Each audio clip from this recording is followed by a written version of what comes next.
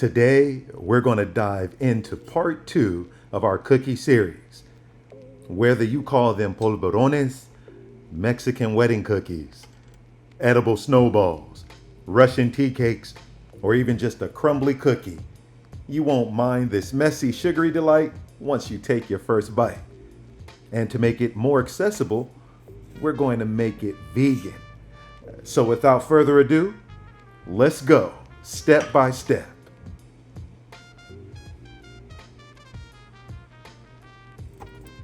First, take 2 sticks of butter. They can be vegan or they can be dairy based. The important thing, make sure that you cream them. So when you say cream, that means to just whip air into it. It'll take about 3 to 5 minutes. Then add a 1/2 cup of powdered sugar, also known as confectioner's sugar. And then once again, cream it together. You have a 1/2 cup of almonds and a 1/2 cup of walnuts. We want to mix it up just a little bit. And then chop, chop, chop. Keep chopping until they're very fine. And you can have some big pieces in there too. Then you put that into 2.5 cups of flour, all-purpose flour. And then about a teaspoon of kosher salt. Then once that's mixed together, you add that into your stand mixer.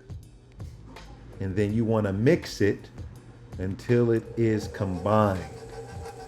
So what does that look like?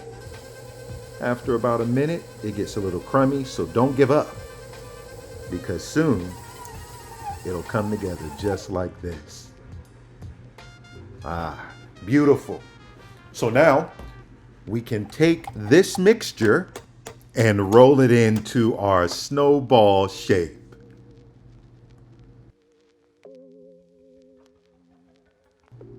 Take some parchment and place it on a cookie sheet. And in our preheated 400-degree oven, we'll let them bake for anywhere from 11 to 15 minutes, depending on your oven. Be sure to check it at 8 minutes to make sure they don't burn. And this is confectioner's sugar or powdered sugar. So we want to toss them while they're warm. That will allow the powdered sugar to adhere. And then you don't want to just do it once. You'll want to do it twice.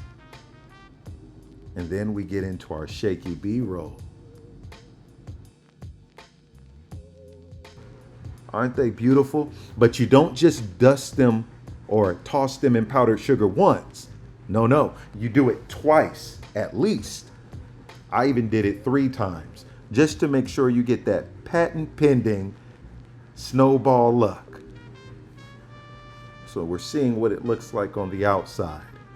Let's enjoy this shaky B-roll for just a second.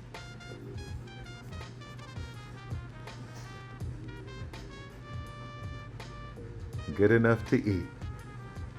We saw the outside. Let's take a look at the inside.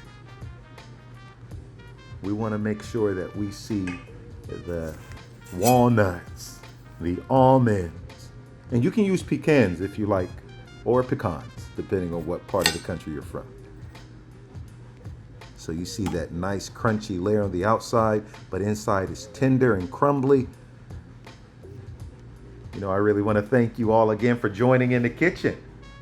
Do me a favor, whisk the like button, pound the subscribe, and chop the notification bell so you never miss a bite.